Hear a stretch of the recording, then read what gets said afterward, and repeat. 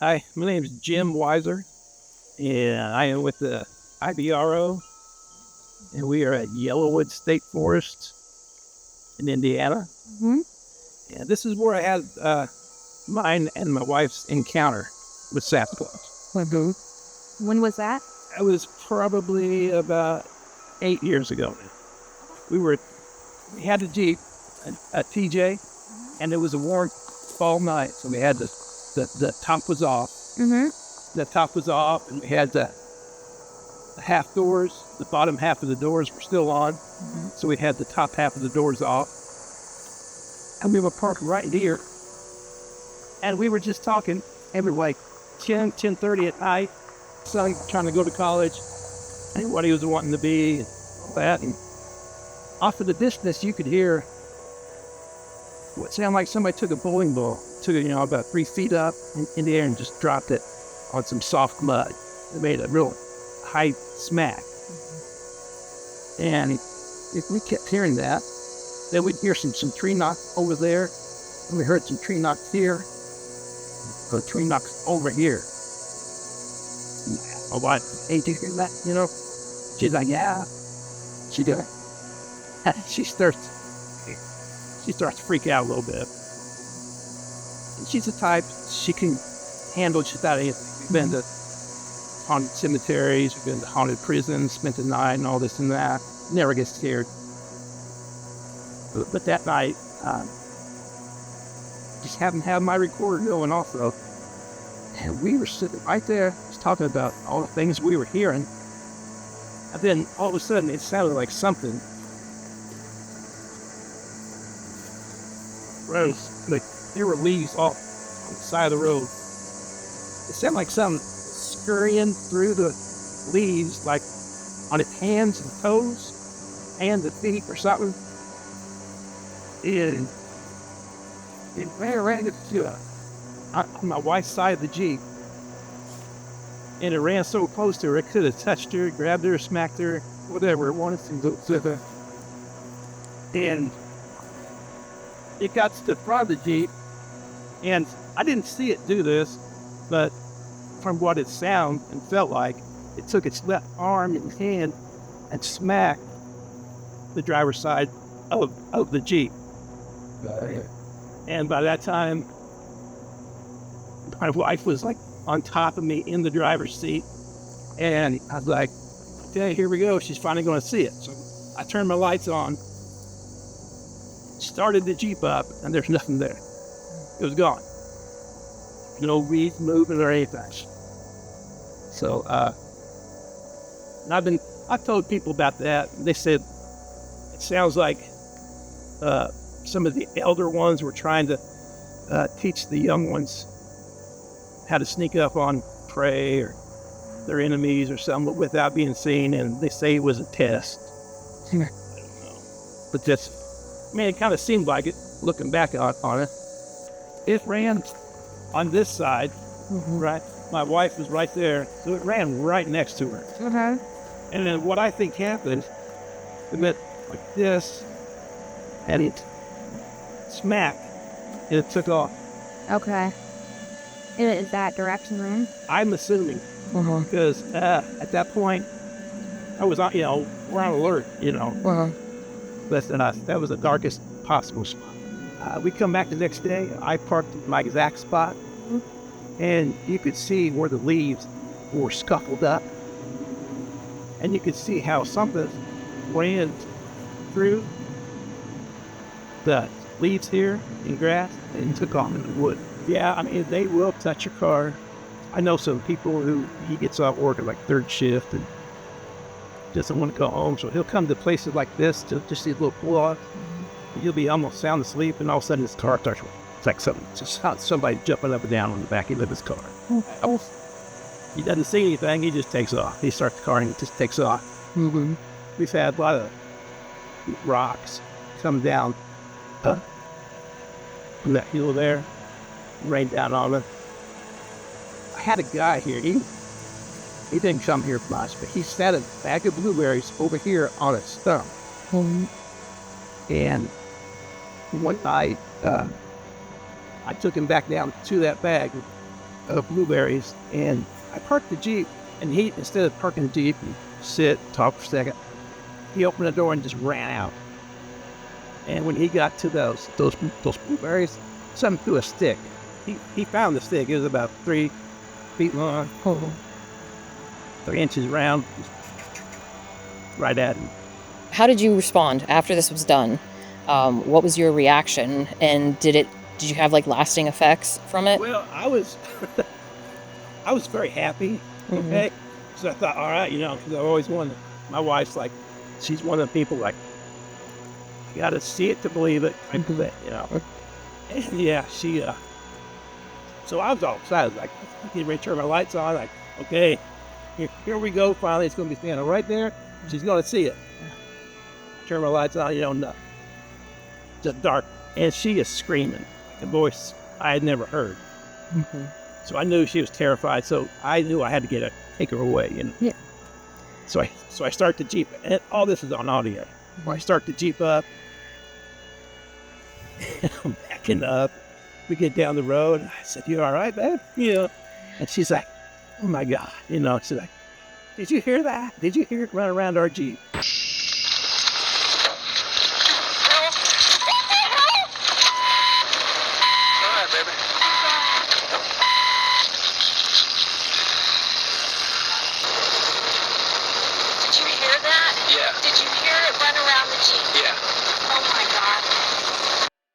Like I said, we've been, haunted prisons all night, cemeteries, insane asylums, all that, crazy stuff.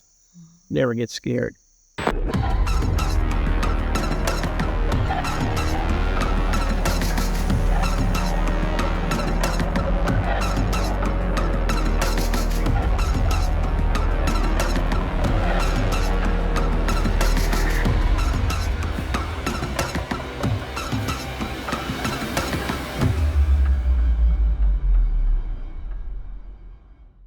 Every year, millions of people pack up a handful of belongings, leave their homes, and set off into the wilderness to spend a short amount of time living as close to nature as comfort allows.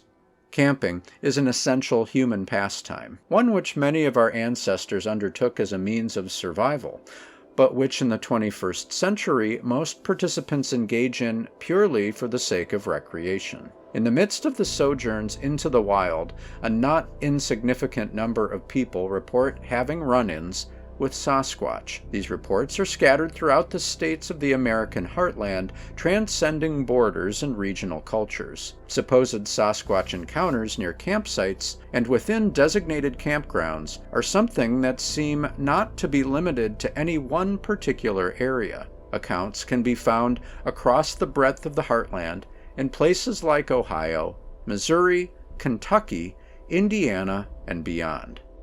In 2008, a witness was camping in Beaver Creek State Park. They were familiar with the campground, having spent a significant amount of time there as a child. On the evening of the second day, the witness stepped outside of camp to relieve themselves when they heard a loud crashing noise coming from just within the tree line. They turned in time to see a large dark figure which they described as being extremely muscular. It bounded off through the trees without bothering to push or swat aside branches or foliage, seeming to plow through the undergrowth effortlessly. The witness, rattled by the experience, never returned to Beaver Creek State Park. Oh my gosh. Welcome to Michigan, the land of campgrounds and cottages. So you throw in where half the population's got a house down by Detroit and a cottage up there in the woods. A lot, yeah. I think there's more than people think there are, because you have your state campgrounds and you have KOAs, I think are what they're called. And you have, there's just a lot of small facilities also that run on. We have a lot of campgrounds here. When you're talking about campgrounds, I think about Tina Sams and her experience that she had at her permanent campground. Like, there's a lot of people there, they have permanent campsites, and there was a sighting right there. Now, I've taken reports not far from that campground by several different witnesses. So I think they're close because you have a lot of woods. You know, you go camping, you want woods, you want it to be pretty remote. So yeah, we have a lot of campgrounds in Ohio. It's beautiful. There is a number of campgrounds across to Indiana, from the north all the way down into southern Indiana. There's a difference in campgrounds between parks and state forest. Your state parks is where everybody gets electric sites and things like that. You go to a state forest and it's all primitive camping where there is no electric hookup, and that's not much. That's the places that we're more interested in, is those state forests, because there's less people. But no matter what park we've been into and we've talked to, there's activity around it. The prominence of campgrounds in Ohio in particular, especially as it touches the Bigfoot subject, is huge. I mean, in a sense, the reputation for Bigfoot in Ohio has been made thanks to campgrounds and state parks. The obvious choice there would be Salt Fork State Park. But you also have Beaver Creek in East Liverpool, and I'm sure that there's other smaller places as well, like Vinton County. You have all of these campground areas. The Buckeye Trail supports sort of off-grid camping, all of which leads to situations where people are out in the great outdoors. They're either in tents or cowboy camping and pretty vulnerable to whatever else is out there with them in the woods. So I would say in Ohio in particular, there's almost a tradition of Bigfoot reports coming from places where people are camped out for the night. We have a lot of campgrounds, a lot of sightings in campgrounds, near campgrounds. There's one here in the gorge. The Bigfoot was in a cave or down by the mouth of a cave, and it blew my mind because I think because I didn't document that one. It was hearsay. I never spoke to the witness. All mine are like actually firsthand reports from witnesses. This was through a mutual friend, but they were in the campground, they were hiking, looked down in this little holler, and there was a cave, and they saw Bigfoot down there by that mouth of that cave. Of course, they went back and told the hosts, and by the time everybody went back, the Bigfoot was gone. So yeah, they'll come into campgrounds. They're not really afraid of us. They're kind of curious, but they're cautious. And then they're more prominent, of course, in the state forest because it's more like home to them. Yeah. You know, we call them forest people because that's what they are, basically. State parks, you might get them passing through more, but forest parks, I feel like, in my opinion, that's where they live. There are a lot of campgrounds around. You know, you have Cave Run Lake, which has campgrounds around it. Camp Judy Lane, you know, which has to do with the Scouts. So there is a lot of campgrounds in the area. And I think there's a fascination with that, again, opportunity. Lots of things, lots of smells, lots of noise, people fishing, people cooking, people grilling out. You know, it's a time when people are living their lives outside in their element. And I think that's probably a very important lesson for us to understand is they are used to living, that is their home. As much as you are used to living in a house and you have made your living inside a home, they are that acclimated with the forest. Just like a deer and being a hunter, I want to make sure when I make my way into the forest that I don't make a difference in the forest, that I want to become a part of the forest because they notice that. That's their front room. And so they're very acclimated creatures like this, whereas, you know, they are very well acquainted with what's going on around them. So I think that the campgrounds and things of this nature present an opportunity for them for food, again, for water, and for observation of things that they think is interesting. Scattered throughout Indiana, there are a lot. Northern Indiana, we have a RV business. So, of course, the people that do the glamping, I call it, we still rough it in tents still. But no, there are a lot of campgrounds scattered throughout Indiana. Most of our sightings are in the southern half of the state, but you also get a lot of private property where people go out and camp. And that's actually probably a third of the reports we have in Indiana as far as public reports, people private camping on people's property. But yeah, camping is a big activity in Indiana. There are sightings, you know. I stick to the rule of thumb that they generally don't want us to know they exist because they have families and want to keep private. But yeah, every so often, and it just seems to be food orientated? There's almost countless options when it comes to reports from campgrounds. Again, from Salt Fork State Park, you can take your pick in terms of people, hearing the classic sounds that go along with Bigfoot in campground areas. There's campgrounds at Salt Fork now named Bigfoot Ridge that's on their official sign, which suggests prominence of reports. There's one somewhat famous report in Bigfoot circles where people used the campground as a launching point for hikes and they felt escorted out of the woods. That sort of sensation that something does not want you there and is kind of pacing you until you get out of their environment. Anecdotal, kind of a friend report, but one that said that there were people, well, actually I misspoke. This is actually coming out of Athens County. This is in connection to the state forest, Wayne State Forest, in the Athens area towards Nelsonville. There was a group of 3 camping in a tent, and something came along in the middle of the night and slammed into the tent with such force that it moved 3 people from one side of the tent to the other. And the person reporting this story gave the sort of picturesque detail that one of the campers was a friend of his who weighed in at around 300 pounds. So moving those people over took a great deal of strength, whatever it is that slammed into them, but it slammed into them and ran away, presumably on 2 feet. That's just one sort of campground, and sort of the epitome of the campground story is that there'd be some sound or feeling that's sensed, and then later on, once you go in the tent, something comes up and is inquisitive, curious, or maybe even aggressive.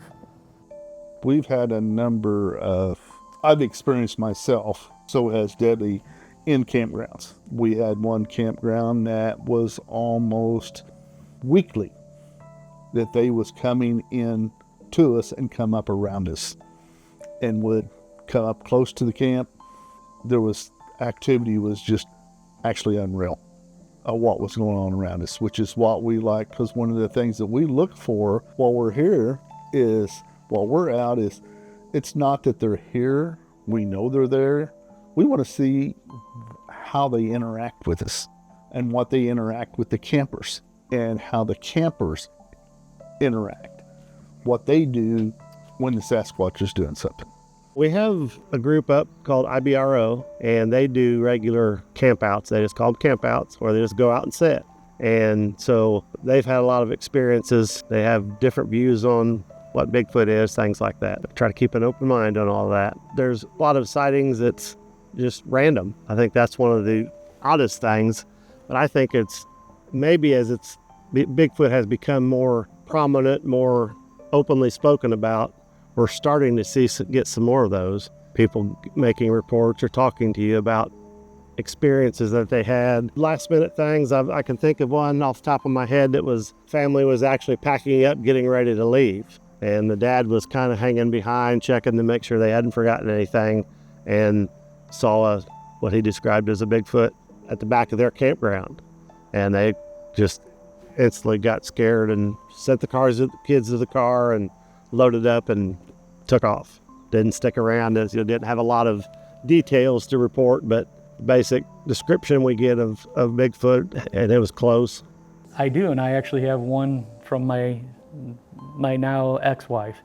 We were actually camping at Salt Fork, and we were actually staying in Loop A, and this is one of the reasons I think they come closer. We were staying in Loop A, and believe it or not, it was raining. Every time we go to Salt Fork, it seems to rain. And it was raining, and we wound up, she had to use the washroom, and we were parked not too far from where the actual Loop A restroom visitor center is. So she got up to go to the bathroom, and she went outside, and she's like, you know what, I'm gonna sneak around just behind the camper because it was raining, I'm gonna go pee. So she went around behind the camper, and as she's looking, it's raining, she looks, and here's something was staring at her from the woods. And she literally said, well, I don't have to pee anymore. And she turned around and went back inside. But the funny thing is, she wouldn't tell me. She didn't tell me till we were leaving because she didn't want me to go looking for it. And I asked her what she saw, and she didn't get a great look at it, but she said she saw a silhouette, but it had a hand that she said she remembers very specifically. It had put around the tree, and it was like this, and she remembers it looking around at her. But she didn't get like the best look at it because it was raining and it was dark. I had a report from a campground here in Ohio where someone had gotten out of their tent, so they were just primitive camping, and they had to kind of do their business, we'll just put it that way, and saw what they said was a Sasquatch back in the trees behind where the different tents were set up. Now this was a pretty remote campground, and it was sparsely populated at the time. There weren't that many people there, but that particular campground, there have been several sightings, not just of Bigfoot, but footprints and sounds, and it's not just kids around the campfire making up stories. Within our own group here in Indiana, we've had instances where they've been camping, we've been camping, or individuals have been camping that are in our Indiana group. They've left handprints on their campers. They've shook them. We've had the handprints. You can go out the next morning and see their handprints. We've watched them run campers out. Yeah. Because they would scare campers. But the campers don't realize what's happening. They think that somebody is walking around their tent at night, because they get out of their tent, they go around it with a flashlight and they're shining around, then they'll get back in, and then a few minutes later they're back out with their flashlight again, and about the third time they're finally loading their stuff up at midnight and leaving.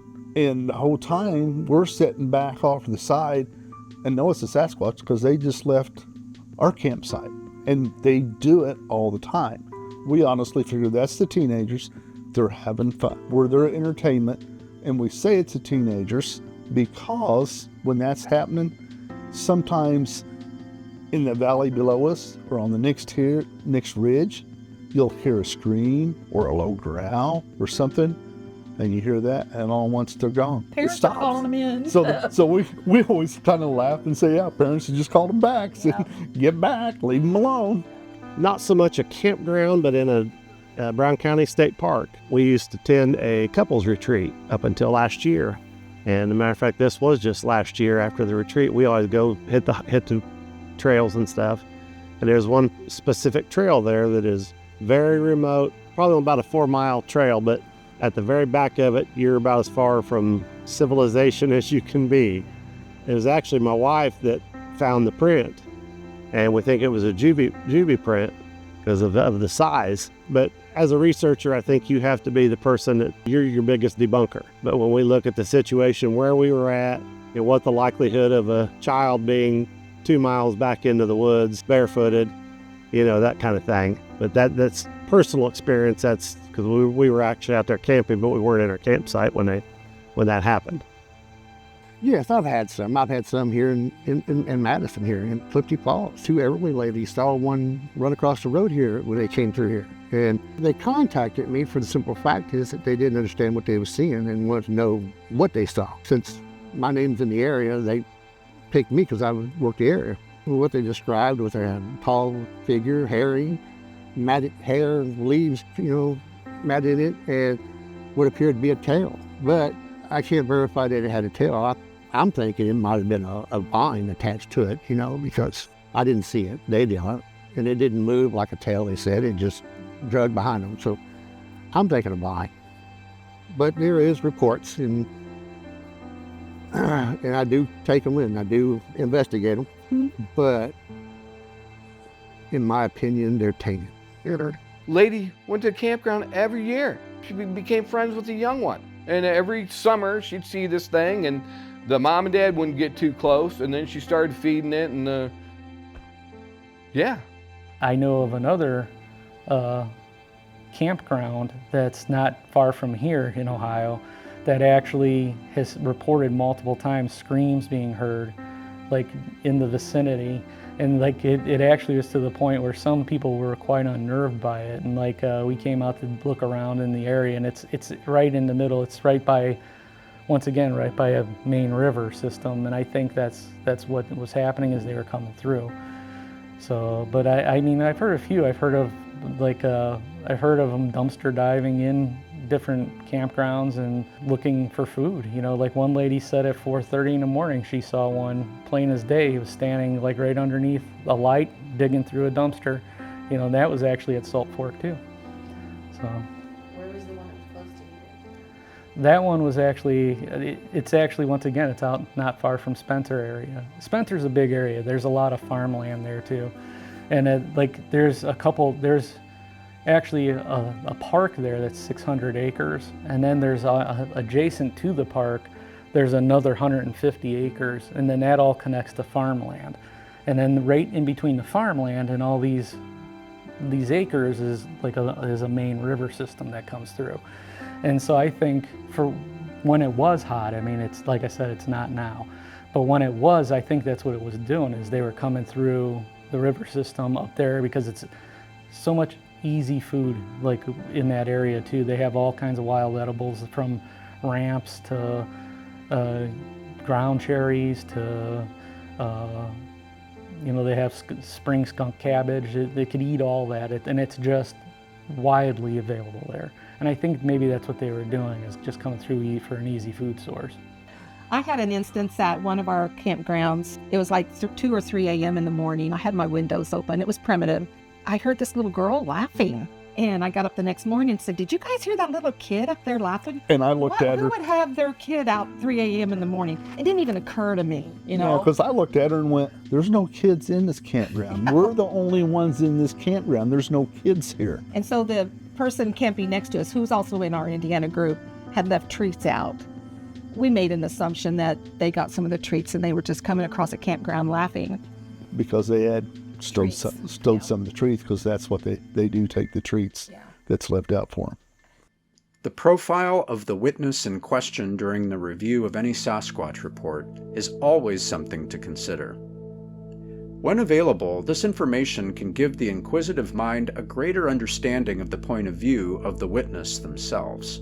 When dealing with sightings involving hunters or avid campers, one must keep in mind that these individuals generally bring experience and a working knowledge of the natural world, along with their tents and hiking boots, when they set off for a weekend of rugged living. This is not always the case, but when it comes to hunters and frequent outdoorsmen, the ability of the witness to assess a potential sighting against known animals yields the possibility for something truly inexplicable. A suburbanite who spends the majority of their days indoors might be more likely to confuse a bear for a supposed Sasquatch in the midst of a chaotic situation. The every-season game hunter is less likely to make the same mistake.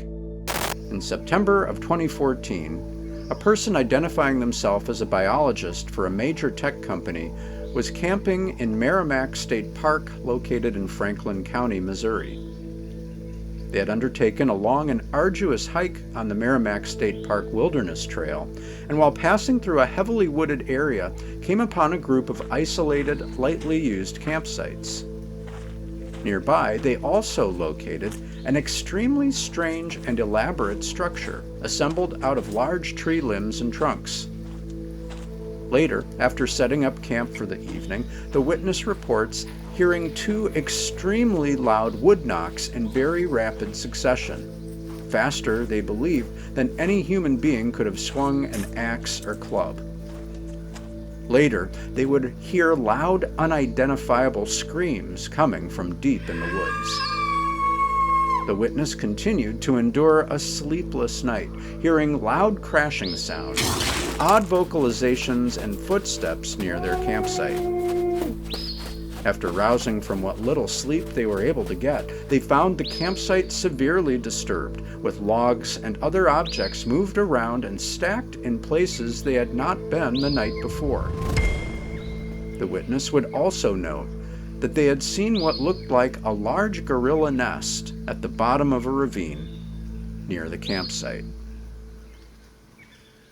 I think hunters especially do know more of the natural sounds, so I think they can kind of figure out what's supposed to be and what's not supposed to be in the area. And I'm sure they're familiar with like the sounds deers and things make, and you know, turkey and things along those lines. And we have bobcat around here too, so bobcats make an unholy racket if you've never heard one.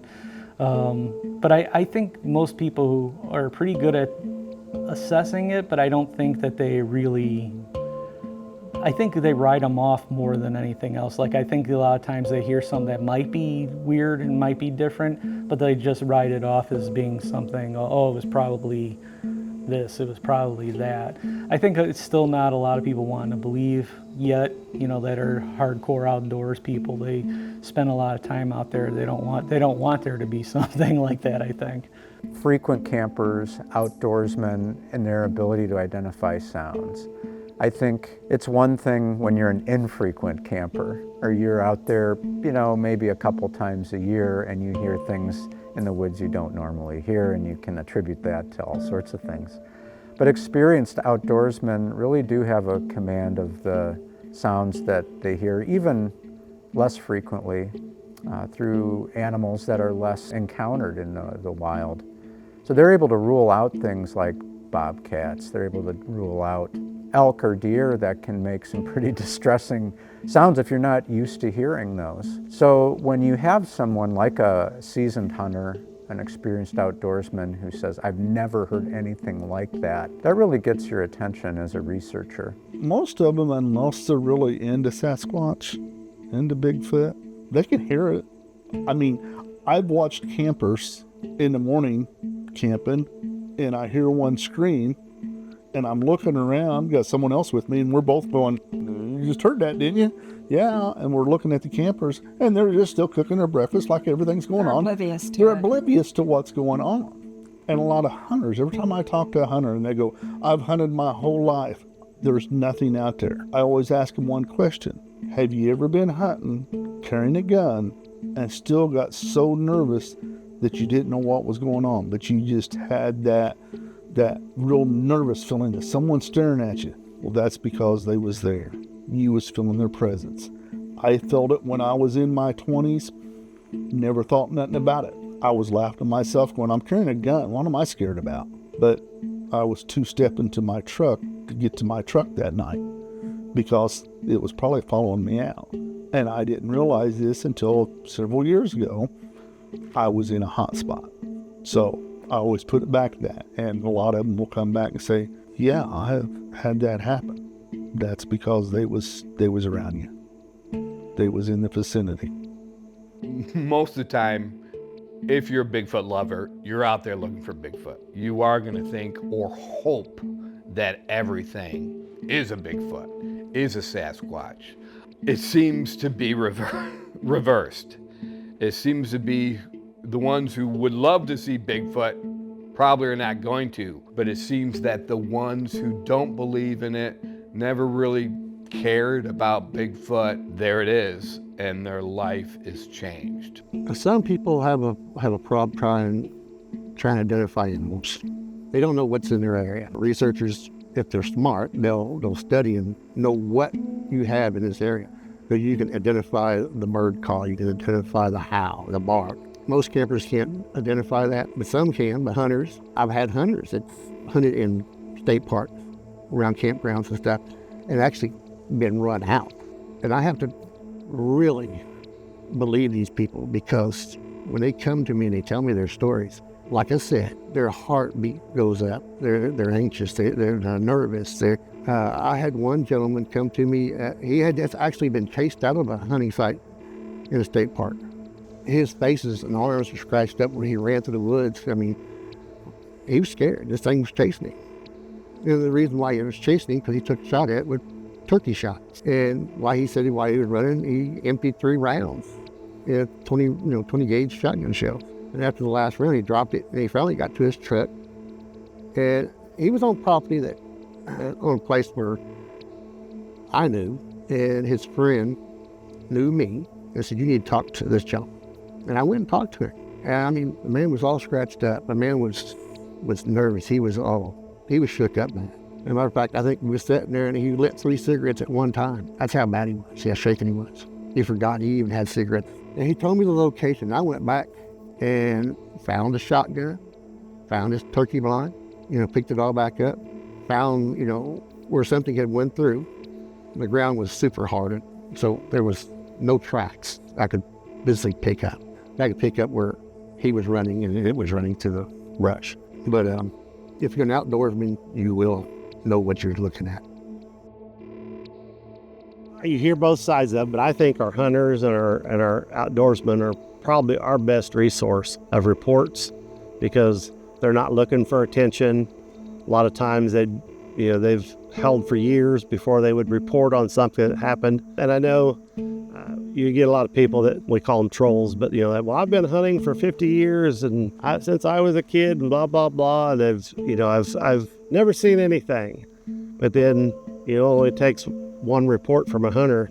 I mean, we have guys hunting from the ground, bow hunting, rifle hunting, any number of things. And a common theme is a lot of them will look through their scope. They see something in the distance, they'll look at it through their scope. And people will say, well, why didn't they shoot? Well, their most common response is, it looked too human. We was in one that's in central Indiana, dead central Indiana. It was a spot that we was having numerous encounters almost weekly. And I'm standing on one side of the camp spot. This camp spot is rather large, takes in a fire road, but I'm standing away from it, like 180 degrees from our fire. And I'm standing way on the other side, and I'm listening kind of towards the other campers, and I hear one coming walking up. It's walking up the hill, and it comes up in front of me, and I can feel it. I can feel the presence of it. And I listen to this thing walk all the way around that campsite, done 180, and I followed it around the campsite. As it was walking in the woods, I was staying the wood line, and I followed it all the way back around till we come down in front of the campfire. And at that time, I seen a shadow move in front of some brush. And then I'm standing there, and the fire is behind me. I'm looking down in a valley, and then its eyes light up. Its eyes start glowing white. This one had white glowing eyes, and its eyes lit up. And I look at another guy and go, is that not awesome? And we're all standing there. I think there was 3 of us at the time. We're standing there going, that is just cool. And one of the guys who was with us, he's standing there going, thank you for showing us your eyes. And it was just a cool night. That was an awesome night to listen to this thing walk around, see the movement. I didn't really get to see it. I just got to see the movement. But when its eyes lit up, I'm looking down in a valley. So I'm not seeing daylight. I'm not seeing any type of light because I'm looking down in a valley. And its eyes lit up and started glowing, looking at me. And that was a pretty cool night. A great camping story actually happens over a series of years in Indiana. And it's focused around Campbellsburg, Indiana, which is not far at all from the Hoosier National Forest, where a lot of reports issue from. In this case, it isn't a classic state park campground, but it was a group of people who had been given permission to camp on private land. They spent a series of nights. This was in the late 1990s. And on this private land, the first series of encounters first took place as sound. One of the men in the party walked away from their camp, which consisted of, I believe, a tent and also a van that people were sleeping in. He walked away to answer the call of nature, and he heard heavy footfalls coming up a ravine towards him, and sort of a huffing sound when it seemed like he had been perceived as being in the woods. Then those footfalls ran away down the ravine. The other people in that party heard those sounds, but thought it was the person who had left the site. He said, no, that wasn't me. He described what was happening. There was some excitement with that, but no further incidents until they went to bed. Everyone bedded down, I think, in the van that evening. They left the windows on the van open for ventilation, and there was some food that was left across the dashboard. Around 2 or 3 o'clock in the morning, one of the campers was awakened by a huge hairy arm reaching through the window to grab the food. And it had already evidently been helping itself to that food because a lot of it was gone. That caused a ruckus, as you could imagine. When that was discovered, everybody woke up in kind of a tizzy. The ground was very hard. It had been a very dry summer, so there was nothing in the way of footprints that were left around the van, but they could tell that the ground had been somewhat disturbed. And they, I don't think they stuck around for the rest of the time. They vacated that site for that year. However, the following year, they did return to the very same camping area. They started to have similar sounds that started to issue from the forest, heavy footfalls coming down and up a ravine towards their campsite. And remembering all the things that had happened the year before, they were kind of in tune to this. And so the person who filed the report said they decided to sleep in a tent that night. So he slept in that tent throughout the night, and it didn't take long. There was evidently a creek nearby. He heard footfalls approaching where he was camping, very slowly going through the river or the creek, but the splashing was very telltale in terms of a bipedal creature that walked all the way up to his tent. And even though he was under cover of branches and so forth, he could hear breathing, and through the rainfly portion of his tent, he could see a head appear above his tent looking in. And he could, the way that the shadows fell, he couldn't see eyes or nose or a mouth, but he could see hair sticking out around the face. And it wasn't until he gasped that there was a reaction in the figure. It immediately withdrew from looking over into the tent, and he could hear it running away, which was startling, as you could imagine, and left a deep impression upon him. But they stuck it out that night. I think a scream was heard either that night or the succeeding night, but that was it in terms of events that took place. But I think that the looking into the tent is really sort of the epitome of a campground or a camping encounter that people have. There seems to be that curiosity, some sense that there's something in this makeshift structure that a Sasquatch wants to check out. Like I said, left an impression certainly on the campers there. Scared. It's like, we're human. What we don't know frightens us. Monsters don't exist. When you got these big hairy furball come up, and look aggressive at you, the first instinct is fight or flee. And in this case, he decided he was going to fight, but better judgment, he started to flee too. So in Kentucky, a lot of people that were born here learn to hunt from an early age. They know what black bears look like. They can decipher really quickly, that was a black bear. No, that was not a black bear. Did not have a muzzle, did not have large protruding ears, had wide shoulders. Bears don't have shoulders. Bears don't have clavicles. When it stands up, the arms hang straight down. You can see the large ears. You can see the muzzle. They said none of that. This thing had a flat face, 3 to 4 foot shoulders, no ears. You rarely get ears on a Bigfoot. Hardly any witness said, oh yeah, I saw their ears. A bear, you can see their ears. So they're great witnesses. And a lot of times they're looking under a scope of a gun. So they're looking at it really good. I got a guy that saw 2 Bigfoot in central Kentucky hunting across a field. One was dark in color, one was reddish brown, which is the most common color, reddish brown. And he watched them cross the field 100 yards in 10 seconds, which is quick. 3 times those Bigfoot turned at their waist and looked behind them. Not at him, he was in his tree stand. What was chasing the Bigfoot, But why were they looking behind them, Maybe there was another hunter. But yeah, that's a great story. That was from Anderson County, Kentucky. Hunters, man, I do have the hunters who are like, dude, I didn't think these things existed, and it comes out and it's yelling at me, and I'm just up there with my hunting buddies, So yeah, you're gonna see them more. Use me as an example of this, or my dad. Very well acquainted with the land, very well acquainted with the animal life in the forest, what they do, how they live, their tendencies, their habits, what they eat, their food sources, how they get to water, where they live. So understanding that, is extremely important to understanding the landscape and what they're doing in the forest and how to make your life with them in the forest.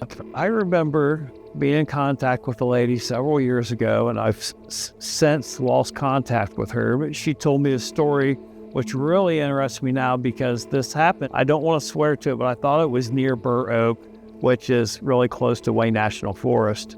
but she told me as a child, she was a little girl, and she remembers being woke up and there was something big, a big man, hairy man, screaming and going nuts in this campground.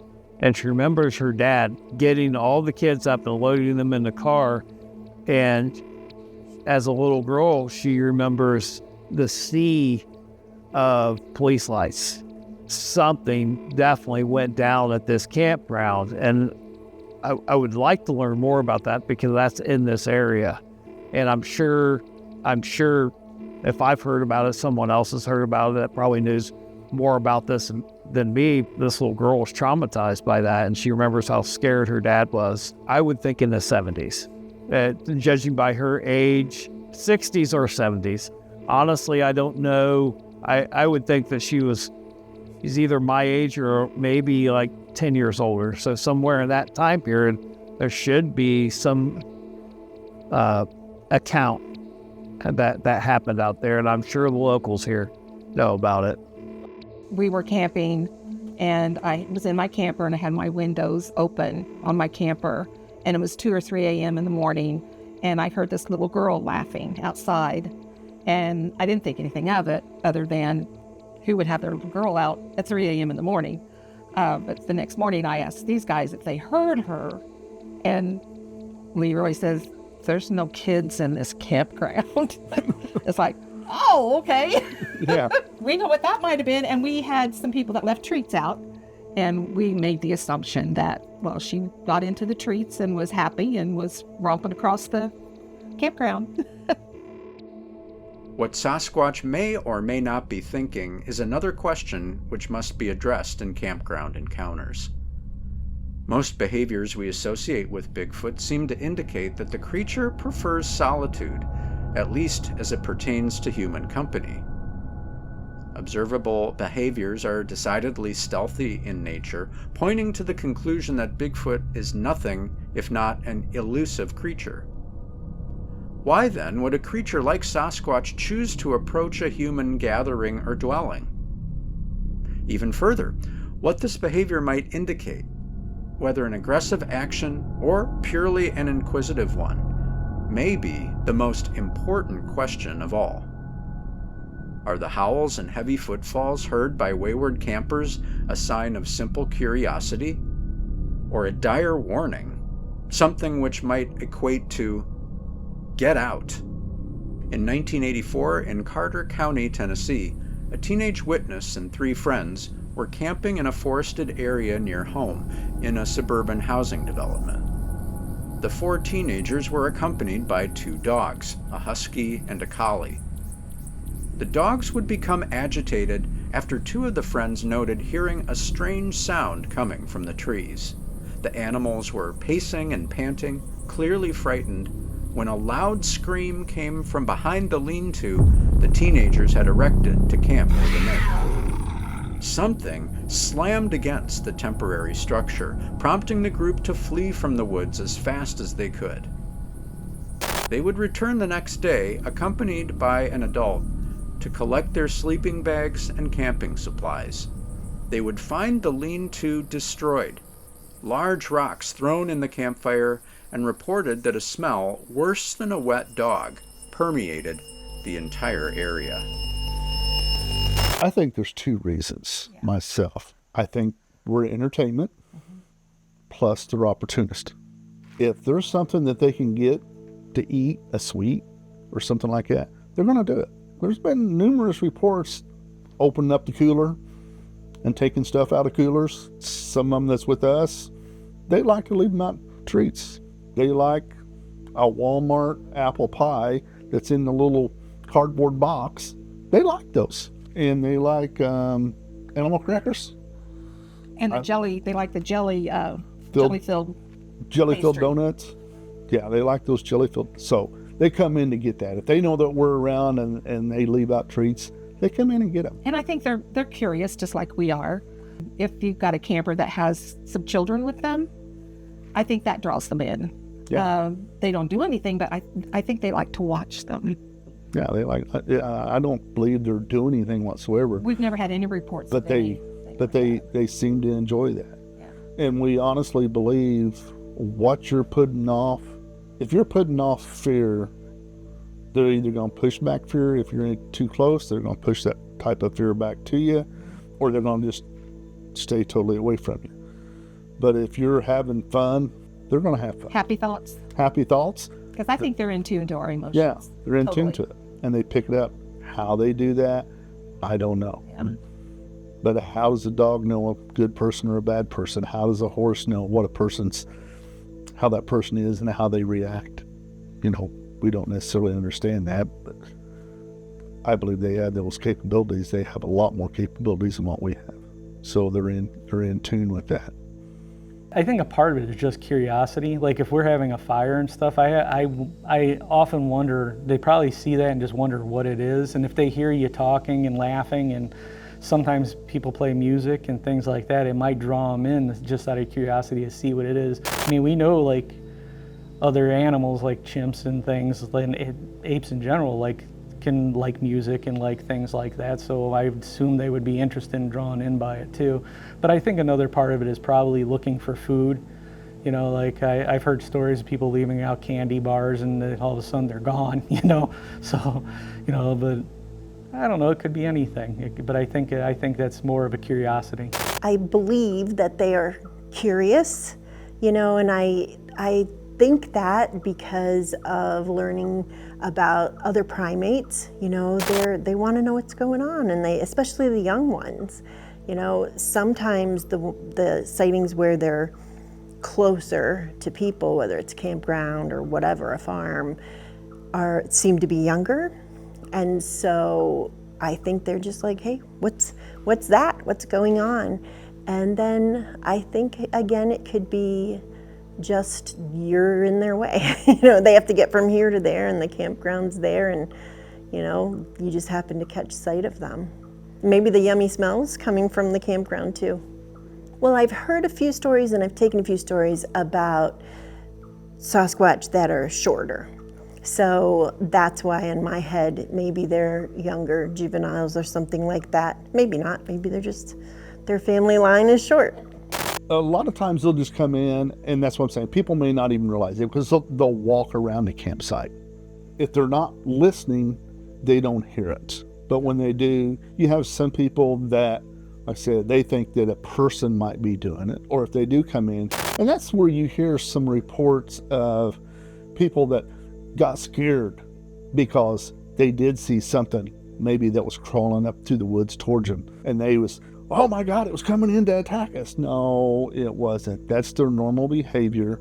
They're going to come up low from the ridges, come up to the top of that ridge and peek over to see if they can see it. They may low crawl in so they can see it, but trying to stay hid. So this is just normal behavior for them, but people think that it's being aggressive, and it's not. Because if they was aggressive, we would all know it. Yeah. Because there'd be a lot of reports of people being hurt and whatever, but that's not the case. So. They will let you know if they're tired of messing with you and they want you to go. We've had that happen. Their rock throwing gets a little bit more aggressive. They don't hit you. They are very good aims, but they don't hit you, but well, they will if they want. They will hit you. I don't know if this is the right time to tell this or not. But we were all sitting around a fire, and Leroy was telling a story, and we were all into this story, and all of a sudden he had a hat on. He got hit in the head pretty hard, right where the little opening is in the back of his hat. He forgot his story.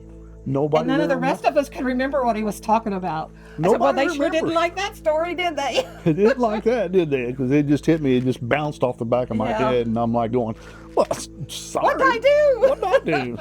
Curiosity, food sources, laughter. One of the things that lots of folks will say if you go on an expedition for these creatures is just be yourself. Don't act aggressively. Don't go in a way where you seem excessively armed, or you look like you're a predator, or you look like you're hunting for something. These creatures are very much so able to assess a situation just like any other animal. You'll see deer around here that knows that I'm not a threat to them. Especially this time of year, I can walk right by them and they don't run off. Fight, flight, fear response doesn't happen with them. They're able to assess better than what we give them credit. Speculating on why a Sasquatch would come into a campground, it's interesting to say the least.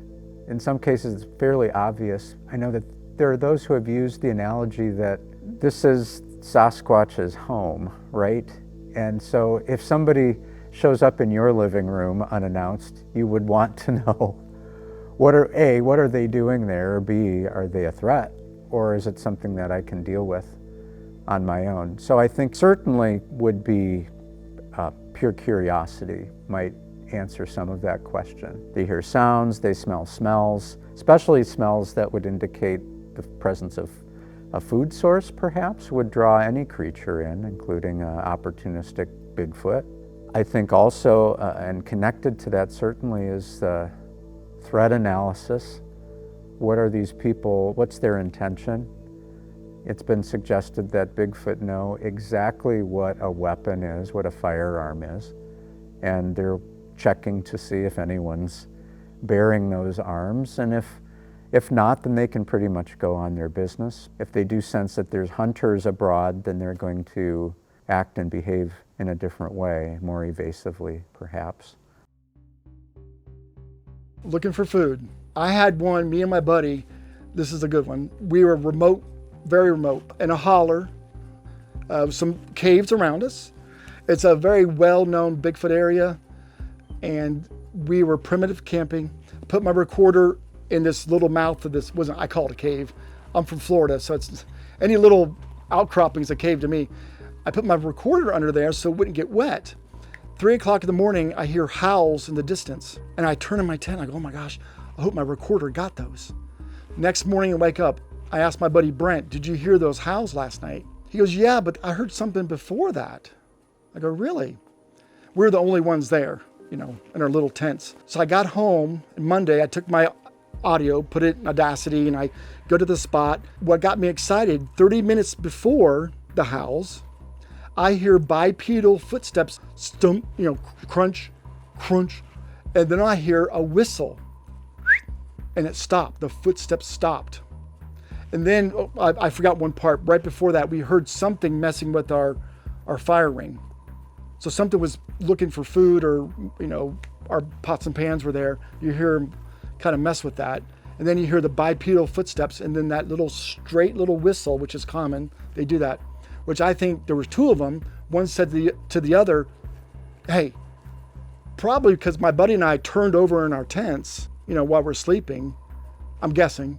But again, Bigfoots do whistle quite often, and I believe it's something like that. It's like we got humans present, lay low, get quiet, like kind of like we would do. Like, that's the impression I got. We're all curious. People get them at a campsite. You come into my area. If I own my property, if you come on my property, I'm going to go out and find out why you're there. So these creatures, they got this area, and you got these campers out there, they've got a fire going, they're out there, they're talking, laughing, giggling. They're going to come in. They're curious. We're their TV. As hard as I hate to say it, they're probably out there laughing at how we're acting. Yeah. The thing that people take as aggression, I think a lot of times is not really them trying to be aggressive. It's just, unfortunately, that's how they're going to communicate.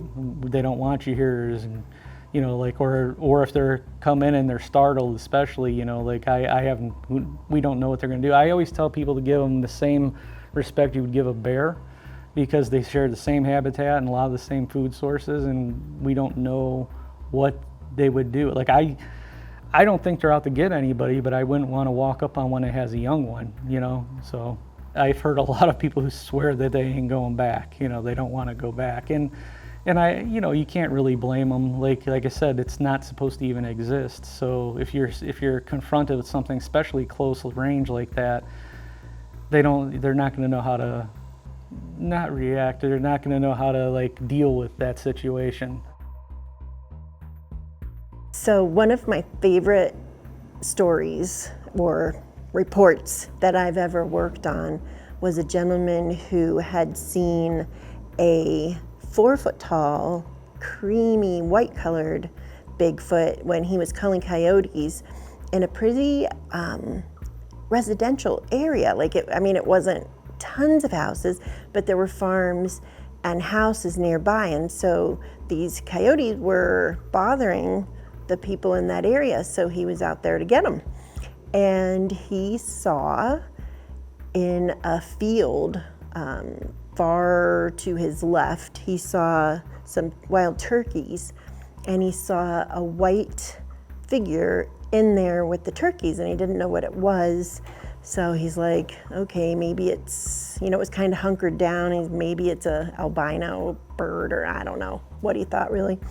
But he took myself and my research partner, Tina Sams, to that area and showed us how when he was going into the woods that bordered that area with lots of farms and different livestock and houses, when he started going in there, he saw this figure that he described as 4 foot tall. It was a creamy white color. He at first told us he thought it was like a shmoo or like Cousin It type of thing because he saw the hair on it, and he had no idea what it was, but he started going a little closer to it and it would kind of take a step back. He finally realized when it was taking those steps that it had legs and arms, and it wasn't just this blob of hair. So he thinks it was what he saw with the turkeys or near the turkeys earlier. And as he got closer to it, and he got within about 50 feet, I believe, which isn't very far, he said he could see where the face was and everything, but there was a lot of hair. He said that he raised his rifle up just so he could look at it through the scope, not to shoot it because he didn't know what it was. But he said, his first thought was it would be some kind of a little kid going like, just kidding, in a costume or something, but it didn't. And he said he skedaddled out of there because he didn't know what it was.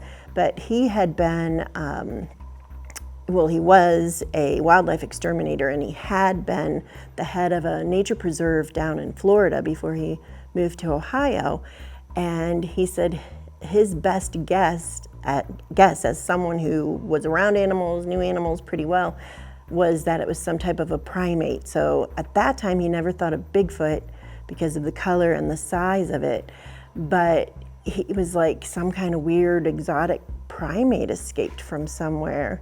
And that was a sighting where within about a quarter of a mile there were footprints found by another person that had nothing to do with him that same summer that happened. They even shadow one of our people in our group when she'll walk along the tree line or from one campground to another along the tree line. They'll shadow her. Yeah, they'll walk. They'll walk right along. She can hear them walking along. But they're there all the time, so they know who they are. Yeah. The reports that I've taken that have been around campsites have either had the Sasquatch just ignoring the people and moving on like it was in the middle of walking, or maybe pausing a little bit, checking the people out, but then turning around. Never really being too aggressive. Here's the confusion. I get in trouble sometimes because I tell people, oh, they're friendly, they won't hurt you. What I mean is they're not physically going to hurt you and try to kill you, typically, generally speaking. But they are territorial. They will throw rocks, they'll push trees over, they'll growl, they'll bluff charge. We've had that happen to us. But it's more of a bluff. It's just get out of my area, you're in my fishing hole, leave. I don't think they do it with intent to hurt us, just scare us. I think I found them to be, again, the more curious. They're like, okay, what's going on? What are all these people doing here? This area that I just mentioned, it's one that gets a lot of activity in the peak camping season, but we go a lot in the off season when there's not as many people around. So I think that helps with, they're curious, well, what's going on here? That's what we would think about it in our human mind. Just anecdotally in the research that I've done, at first my assumption was probably not, but the more stories you look at, it seems to almost skew the other way, where there is an aggressive, or at least, as other animals do, there's a bluff charge element to what are you doing here? this is my territory and I don't appreciate the fact that you're in it. That does seem to be the case, where you get everything from the reports of slamming into the side of tents or RVs or trucks or vans that are parked at campsites, to just activities like slapping the side of a vehicle or a tent, or pushing the side of the tent in to see evidently what happens, what reaction one might get. And you also have the odd tale of doing things like urination on a tent, which is sort of it's kind of a middle finger in a way. You could interpret it that way, but animals territorially urinate on things as well to mark their territory, and that, who knows if that's an element to it as well. But yeah, there does seem to be an element of letting us human campers know who's really in charge in the forest. That does seem to be an element of campground interaction. Here in Indiana, we don't have that deep a forest. Our forests aren't that deep. People are always in the campgrounds, they're always in the forest. They're used to us. They walk around us, so they're not really aggressive. They're not being, yeah, they're used to us, so they're not really being territorial or aggressive. The only time I think that they might, when something might happen, maybe they have a young one with them, and they may push you away from them a little bit, and then they do small things just to try to push you away from them in that area, but they're not really being aggressive. People say that they got scared and done this or done that, but when you really listen to them, I always go, did anybody get hurt? Yeah. Did, you know what I mean? Did it really come up to you and grab you? Most of the time, no. Yeah.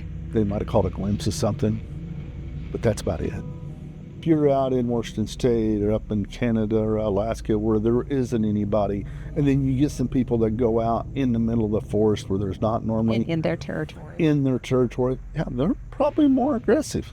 They're more territorial. Around here, no. They share the space with us pretty well. Yeah, I believe I do. I believe that. I've heard of both curious and territorial. There's a way to be in the woods. There's a way to live your life in association with any wild creature. And if we are intrusive, if we're in a birthing area at the wrong time, if we're separating a bear and its cubs, we're liable to get ourselves into a problem. So I would say that's probably the primary thing, is understanding how to live your life amongst these creatures, any creature in the forest actually. It's about food, and they're watching. The Sasquatches know that there's a campsite there, and so most of the time. But yeah, you get some of these hunters who do go way back in, and then the Sasquatch is like my buddy Ed Steele. The Sasquatch basically is saying to him, look, I know you're here. Don't go past this line. I don't like that you're here. Is everything this Ed is telling me the story of his interaction with this huge Sasquatch. And to me, the Sasquatch is saying, look, I know you're here. I don't like the fact that you're here. We're cool as long as you don't cross this line. It's impossible to consider the category of campground encounters without pausing for a moment and asking how the people reporting these encounters have been affected. Camping holds innate dangers for even the initiated and well-equipped, but there is a certain level of safety and normalcy one expects when pitching a tent in a campground for the weekend, or in backing an RV up to a set of electrical and plumbing hookups. The sudden appearance of an unidentified, perhaps dangerous creature is rarely on anyone's weekend checklist. A person who is intent on searching for Sasquatch may be camping to that very end, and while this profile of response is likely to be more willing and enthusiastic, the unsuspecting camper can be expected to feel less a sense of elation and more one of fear, perhaps even panic. Instances where families are present, particularly young children, present an additional element of potential danger. After all, what dedicated parent would knowingly take their child into a place where a 6 to 8 foot tall animal, its motivations and behaviors entirely unknown, might be lurking? An encounter with Sasquatch on a recreational outing may shatter any sense of safety or enjoyment the witness hoped to experience while out in the woods, and turn the event into an altogether different and frightening occasion. Others might feel emboldened by the encounter, feeling prompted to begin their own exploratory journey into the world of Sasquatch research. The reactions, it would seem, tend to vary based upon the individual. In summer of 2010, a witness was camping with her husband and 3 children in Shawnee National Forest, located in Scioto County, Ohio. During their first night at camp, they noted small objects such as sticks being flung into the campsite from deeper in the wood. They thought little of it until the next night when they heard something rummaging around in the trash bins they had been using for refuse. They then heard extremely heavy footfalls coming from behind the family's tent, prompting the witness's husband to scream for the family to get in the car. They fled the campsite, driving an hour and a half away to steady their nerves and plan their next move. They made the decision to return to camp at approximately 5:30 a.m. when the husband exited the vehicle to inspect the area while the rest of the family waited inside. He once again heard the sound of heavy footfalls and something breathing, which resulted in all 5 family members spending the night in their vehicle. After the sun had come up, they inspected the campsite a final time, finding their garbage disturbed, and oddly enough, a single pack of ramen noodles that had been ripped open and left outside the campsite. What are the effects on witnesses after they've had a sighting near campground? Do they come back? Most don't, because it's so terrifying. A lot are having bad dreams, and it affects their whole life, you know. I think he's getting past it, but like I said, my one friend, Aaron Young, 30 years, he hadn't been back to the location, and we hear some twigs snap, and he's, yeah, you know. That seems to be kind of a 50-50 reaction in terms of the willingness to return to the forest once you've had an encounter with Bigfoot, a sighting. And I imagine that depends on the nature of the encounter as well. If you get an aggressive interaction with the Sasquatch, then chances are you're not going to want to return. And that's where you do get stories, especially from hunters, I've found, where they say, that used to be my go-to plot of land, I'm never going back. That doesn't mean that they aren't ever going to go back out in the woods, but they're certainly not going to return to the location where they had a sighting that frightened them deeply. Most don't want to go back. But then I'll tell you this, so many people that had a sighting become Bigfoot researchers. It changes their lives. They want to know what this thing is. They do the research. They go to the conferences. They watch all the documentaries. Their life changes because of this. But to go to the exact spot, some don't. I don't know the statistics on who goes back and who doesn't, but there's quite a bit that don't want to go back. They've encountered something that they can't explain. We like to be able to explain things away. We like answers. You know, as a pastor and preacher, you know, I teach people that faith is the substance of things hoped for and the evidence of things that we cannot see.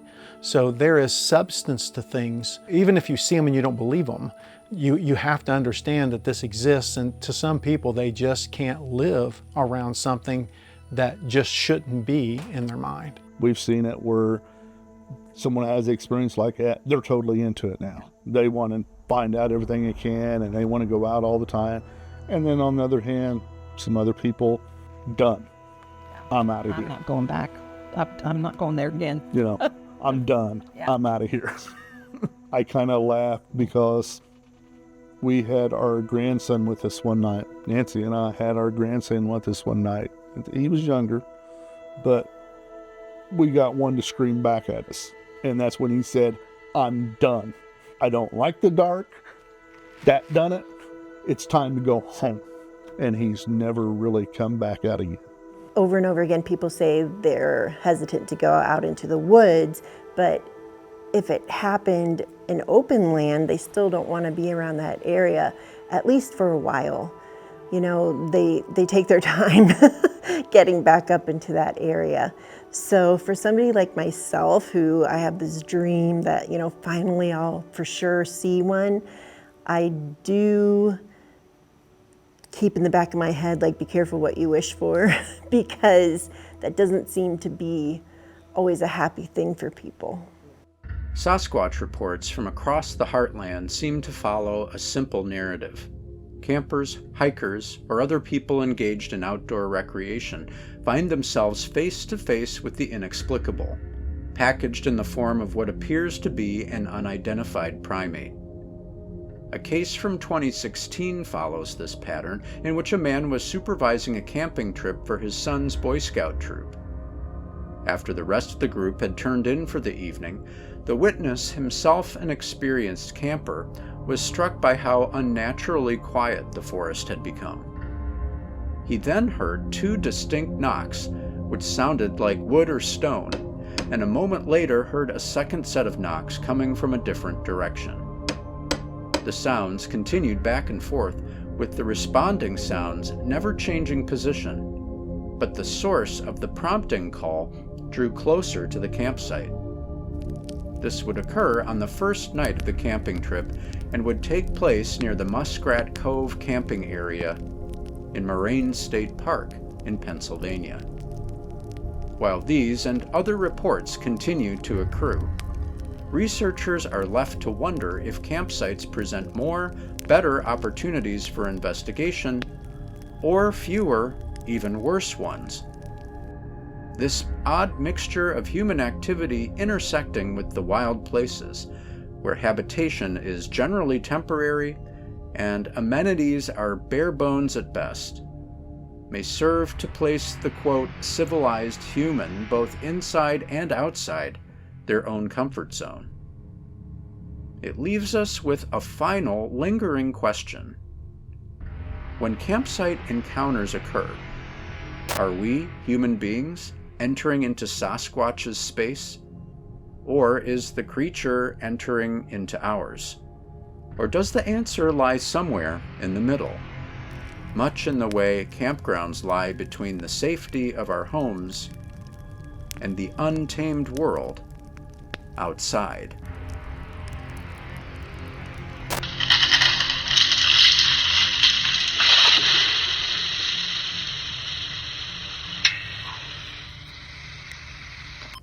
That was at the campground where we are now. I mean, we're all parked. Yeah. And that was in February. Oh, just this year? Yeah. No. It was probably about 5 years ago. Oh, okay. Yeah. So he was there all by himself. There wasn't nobody else. No other campers in the whole place, because me and him, we like to go out winter camping because you got the whole place to yourself. That way, in case something happens. I kind of like went in shock for a few minutes. And when I turned back around, came back to, all I saw was this flashlight running through the woods. Like, oh shit, I don't want him out there by himself. So we went out there, ran down this path, fire trail, and it met a footpath. And I was like, well, you go out that way about 100 yards, and I'll go this way 100 yards. We'll see what happens. Nothing. And then we was like, well, so we met up in the middle. And like, well, okay, I guess, whatever. And then something started hissing at us. And when I say hiss, it's not like a snake kind of, it was a sound that come from a massive set of lungs. It was just,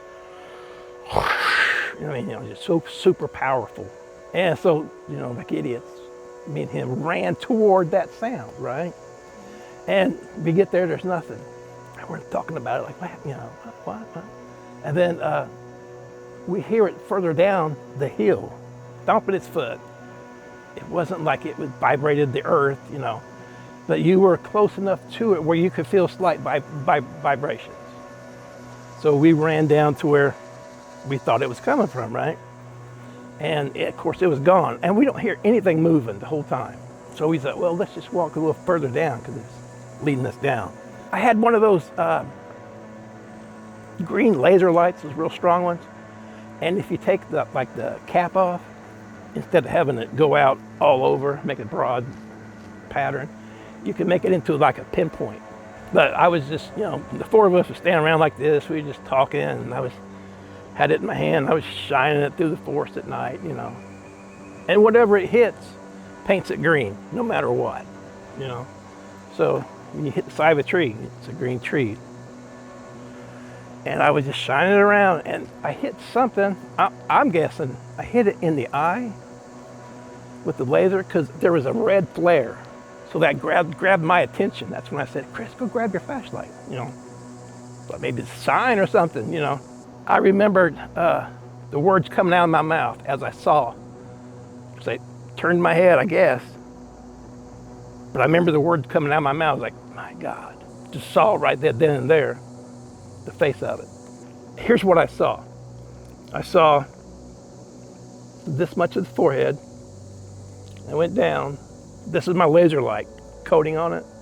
Went up right above the flare of your nose and back down under your cheek and back up. And of course it had the nice, you know, thick brow ridge. And it had very high cheekbones. I remember, because the eyes were sunken back in, I guess. So they were in the shadows. And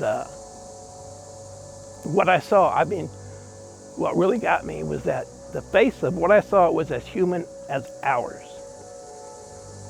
You know, there was no hair, there was no animalistic look. It looked like there was a 7.5 foot tall person standing right by the tree just watching it. So that was in this park? That was in Morgan Monroe. That was in Morgan Monroe. Okay, what's the area like there? Was this by a stream or anything like that? No, this was just like we're off the road here. This is how far it was. You know, pretty much almost everything, all our encounters have been just off the road on pull-offs. Just happened to be at the right spot. There's no creek, you know, there's no hill. I mean, you know, just trees just like this. You want to see one again? Oh yeah, heck yeah. I do, my wife don't.